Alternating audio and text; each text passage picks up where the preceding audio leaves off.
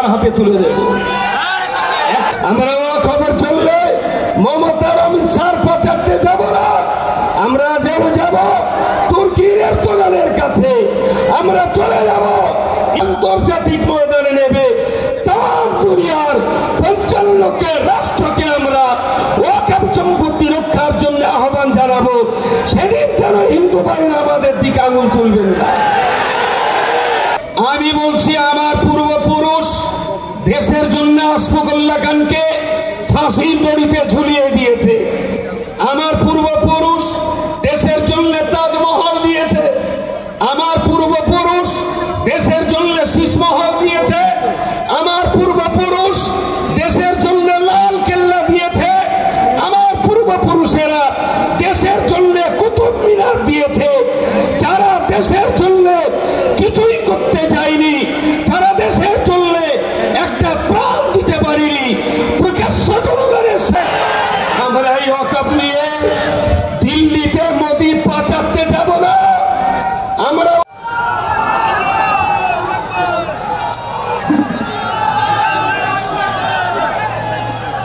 আমি বলবো না, আপনারা বলবেন, আমাকে একটু বলতে দেন। সম্মানিত সুধী, আজকে আমরা যে উদ্দেশ্য নিয়ে এখানে সমাবেত হয়েছি, বিষয়টা নিয়ে আপনারা মোটামুটি জেনেছেন। আমাকে 35 মিনিটের কথা মিনিট তিনিকের ভিতরে বলে শেষ করতে হবে।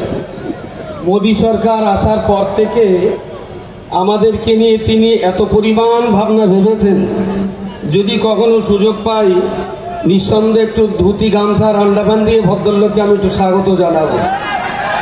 কারণ যারা ওনাদেরকে বিরাট ভোট দিয়ে জিতিয়ে মুখ্যমন্ত্রী প্রধানমন্ত্রী বানিয়েছেন, তাদের নিয়ে উনি যত না ভাবছেন তার চাইতে বেশি ভাবছেন আমাদের নিয়ে। 370 কেন না, হিন্দু মুসলমানের বিরোধ ঘটিয়ে কাশ্মীরে দাঙ্গা লাগাতে হবে। সিএ কেন, ভারতবর্ষের বাইরে থেকে হিন্দু মুসলিম শিখ ইসাই পার্সিয়ান যারা আসবে তারা দেশের নাগরিকত্ব পাবে, শুধু মুসলমানদের দেওয়া হবে না। এটা পোলারাইজেশন, হিন্দু মুসলমান জাতি দাঙ্গার বিভাজনের মশলা জোগানো হলো। তারপরে কি হলো না, সিটিজেন অ্যামেন্ডমেন্ট অ্যাক্ট, ঠিক তার সঙ্গে রয়ে গেল আরো একটা মারাত্মক বিষয়, 3 তালাক। তার মানে দেশের 3 কোটি, দেশের গোটা ভারতবর্ষের 20 কোটি মুসলমানদের স্ত্রীদের অধিকার পাচ্ছে না বলে বিরাটভাবে দুশ্চিন্তায় পড়েছেন মোদিবাবু। কারণ ভদ্রলোক নিজের স্ত্রীকে নিয়েও ঘর করতে পারেননি, এটা বড় লজ্জা। সারা দেশ বিদেশে বাইরে যখন যাই, যদি জিজ্ঞেস করে আপনাদের দেশের যিনি প্রধানমন্ত্রী তার বাচ্চা কাচ্চা করা, আমাদের বলতে হয় তিনি হাটকুড়ো, কিছু বলার নেই আমাদের। একটা স্ত্রী নিয়ে ঘর করার যার সুযোগ হলো না, দেশের মুসলমানদের স্ত্রীদের অধিকার দেওয়ার জন্য তিনি 3 তালাক আনলেন। আসলে এই বিষয়গুলো দিয়ে তিনি বারবার চাইছেন মুসলিমদের বিরুদ্ধে হিন্দু সমাজটাকে খেপিয়ে দিতে।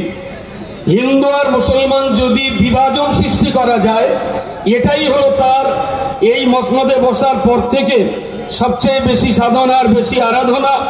আমাদের মাথা গরম করলে হবে না। তারা চাইছে হিন্দু আর মুসলমান বিভাজন করতে, আমাদের কিন্তু হিন্দু মুসলমানের ঐক্যবদ্ধভাবেই আমাদের থাকতে হবে। হিন্দু ভাইদেরকে স্মরণ করিয়ে দিতে চাই, মোদী অমিত শাহকে জিজ্ঞেস করুন দেশের জন্য মোদী পরিবার, অমিত শাহ পরিবার কি দিয়েছে। আমি বলছি, আমার পূর্বপুরুষ দেশের জন্য আশফাকুল্লাহ খানকে ফাঁসির দড়িতে ঝুলিয়ে দিয়েছে। আমার পূর্বপুরুষ দেশের জন্য তাজমহল দিয়েছে। আমার পূর্বপুরুষ দেশের জন্য শীষমহল দিয়েছে। আমার পূর্বপুরুষ দেশের জন্য লাল কেল্লা দিয়েছে। আমার পূর্বপুরুষেরা দেশের জন্য কুতুব মিনার দিয়েছে। যারা দেশের জন্য কিছুই করতে যায়নি, যারা দেশের জন্য একটা প্রাণ দিতে পারেনি, প্রকাশ্য জনগণের সামনে দাঁড়িয়ে বলছি, আরএসএস যদি প্রাণ করাতে পারে স্বাধীনতা সংগ্রামে, একটা আরএসএস জীবন দিয়েছে, আমার কল্লা কেটে তার হাতে তুলে দেব। একটা প্রমাণ দিই যে আরএসএস বিজেপি দেশের জন্য প্রাণ দিয়েছে। আমরা দিয়েছি আশফাকুল্লাহকে, আমরা দিয়েছি খান আব্দুল গফুর খানকে, আমরা দিয়েছি শহীদ তিতুমিরকে, আমরা দিয়েছি আরো লাখো শহীদকে। দেশের জন্য আমরা মুসলমানদের জীবন বলিদান দিয়েছি। হিন্দু ভাইদেরকে বুঝতে অনুরোধ করব, এই ওয়াকফ আন্দোলনে আপনারা আমাদের পাশে আসুন। আমার বাড়িতে ডাকাতি পড়েছে, আমার মসজিদ, আমার মাদ্রাসা, আমার ঈদগাহ, আমার কবরস্থান তারা নিয়ে যাবে। আপনি আমার প্রতিবেশী, আমার বাড়িতে ডাকাত পড়লে আপনার অধিকার আছে ডাকাতির সঙ্গে লড়াই করে প্রতিবেশীর হক পাইয়ে দেওয়া, এটা হিন্দু ভাইয়ের অধিকার আছে। সুতরাং আমি হিন্দু ভাইদেরকে অনুরোধ, বিনয়ের সঙ্গে করজোড়ে নিবেদন করে বলছি, মুসলমানদেরকে ভুল বুঝবেন না। আপনাদের শত্রু নই, আমরা আপনাদের মিত্র নই, আমরা মিলেমিশে এখানে বসবাস করতে চাই। আপনারা আমাদের সঙ্গে আসুন, একই সঙ্গে মিলেমিশে আমরা ওয়াকফ সম্পত্তি উদ্ধার করি। যদি আপনারা আমাদের সঙ্গে সাথ দিতে পারেন, ওয়েলকাম, ডবল থ্যাঙ্কস। যদি মনে করেন যে না, মুসলমানদের মসজিদ, মাদ্রাসা, ঈদগাহ, কবরস্থানের জায়গা সরকার দখল করলেও আমরা হিন্দু বুদ্ধিজীবী সমাজ গাল খুলবো না, কিছু বলবো না।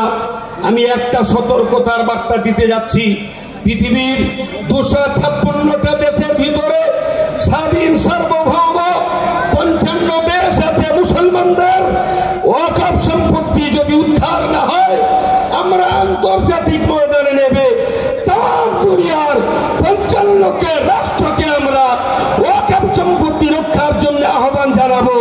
সেদিন যেন হিন্দু ভাইরা আমাদের দিকে আঙুল তুলবেন না।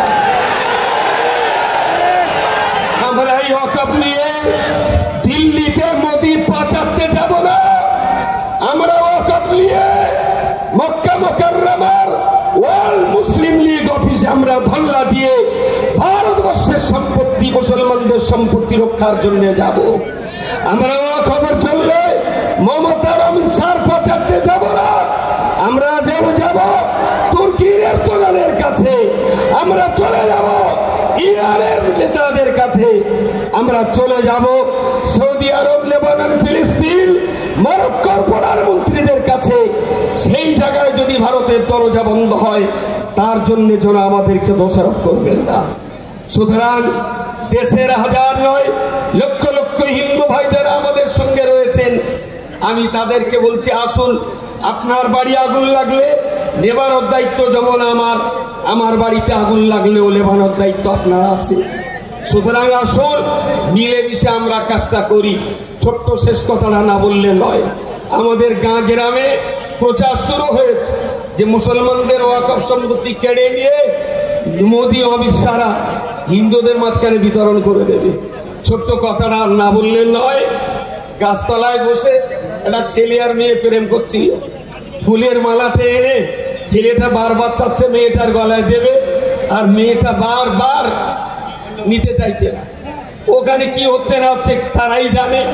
রাস্তায় তো দুম করে একটা বাঁদর লাফ মেরে बादर महले विराट आलोचना बोले की व्यापार, बोले मेरे लिए एक चांस मिल गया।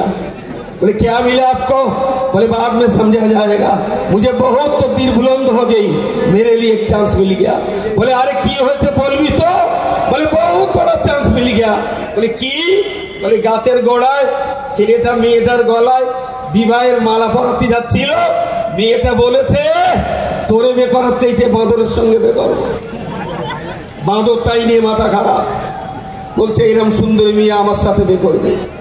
যারা ভাবছেন এই সম্পত্তি নিয়ে বিতরণ করে ভোগ দখল করবেন, মাটি ছেড়ে দিয়ে আপনারা গাছে বসবাস করুন, এটা কখনো হতে দেব না আমরা। আসসালামু আলাইকুম।